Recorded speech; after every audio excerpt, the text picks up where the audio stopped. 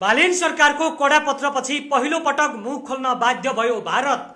घुमाउरो तरिकाले जवाब फर्काउँदै दोहोर्यायो पुरानै अडान। चीनले चुप बसेरै गर्यो भारतलाई ठूलो सहयोग। कुनै पनि हालतमा पछि नहट्ने मुडमा बालेन।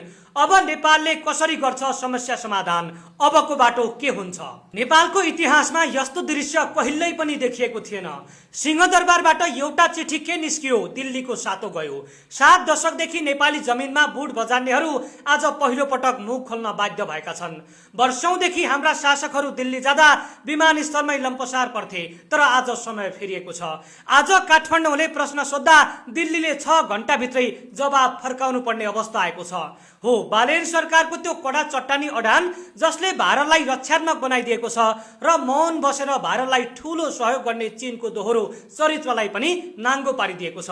आज हामी यस्तो मोडमा छौं जहाँबाट नेपालको नक्सा केवल कागजमा मात्रै होइन, जमिनमा फिर्ता ल्याउने महाअभियान सुरु भएको छ। आजको यो विशेष भिडियोमा हामी चिरफार गर्नेछौं कसरी बालेनले भारतीय कूटनीतिलाई मात दिए, चीन किन मौन छ र अब नेपाली माटो फिर्ता ल्याउने मास्टर प्लान के हुन सक्छ।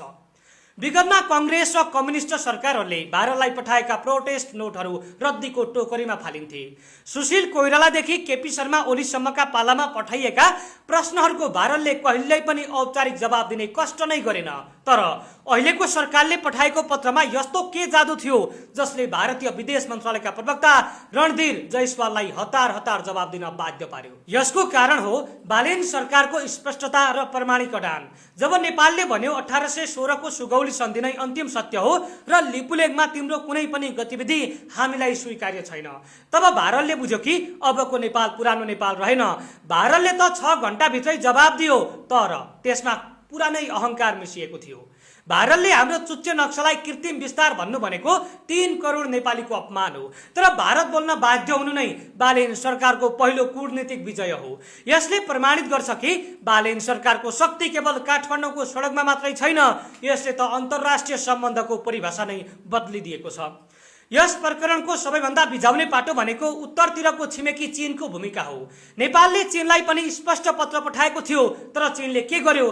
चीनले भारतसँग मिलेर कैलाश मानसरोवर यात्रा सञ्चालन गर्ने सहमति गर्यो। यसको अर्थ हो चीनले नेपाली भूमिलाई भारतको कब्जामा रहेको तथ्यलाई मौन स्वीकृति दिएको छ।